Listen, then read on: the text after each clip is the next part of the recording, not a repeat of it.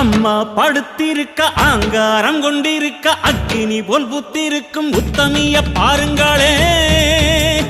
நீட்டி படுத்திருக்க நீதி சொல்ல காத்திருக்க ஈசான பொட்டலிலே மாசாணி பாருங்களே. அம்மா படுத்திருக்க ஆங்காரம் கொண்டிருக்க அக்கினி போல் புத்திருக்கும் உத்தமிய பாருங்களே. நீட்டி படுத்திருக்க நீதி சொல்ல காத்திருக்க ஈசான பொட்டலிலே மாசாணி பாருங்களே.